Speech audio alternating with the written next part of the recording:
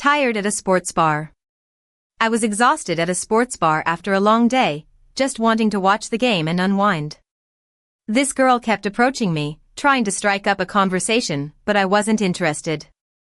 She just wouldn't take the hint, and I got frustrated. In a moment of irritation, I made a thoughtless comment about her appearance, which I immediately regretted. It was a split-second mistake, but it had significant consequences. I have a level 2 autism diagnosis, which affects my social interactions and behavior in public. Sometimes I don't realize when I'm acting oddly or being too blunt, and it can get me into trouble. In social situations, I often struggle to pick up on cues and can come across as insensitive or rude. I've learned to cope with this by trying to be more aware of my surroundings and the people around me, but it's not always easy. For example, I might not realize that someone is trying to hint at something or drop a conversation, and I'll just keep talking. It's not that I'm trying to be rude or insensitive, it's just that my brain works differently and I don't always understand the nuances of social interactions. This can lead to awkward situations, like the one at the sports bar, where I didn't realize the impact of my words until it was too late. Looking back, I can see how my autism may have played a role in what happened, and it's something I'll continue to work on and try to improve. After the incident, I couldn't shake off the feeling that I had handled the situation poorly. The more I thought about it, the more I realized that my comment was not only hurtful, but also completely unnecessary. I started to reflect on my actions and how they might have affected the girl. I thought about how I would feel if someone commented on my appearance in a similar way.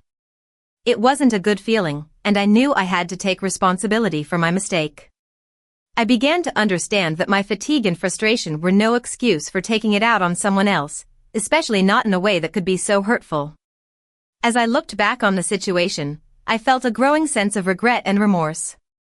I wished I had just politely but firmly told her I wasn't interested in talking, instead of making a comment about her appearance. This experience taught me a valuable lesson about being more considerate and thoughtful in my interactions with others, even when I'm feeling tired or overwhelmed. So to recap, I was at a sports bar, tired and overwhelmed, when a girl kept pressing me and I made a thoughtless comment about her appearance. As someone with level 2 autism, I often struggle with social interactions and unintentionally say things that can be hurtful.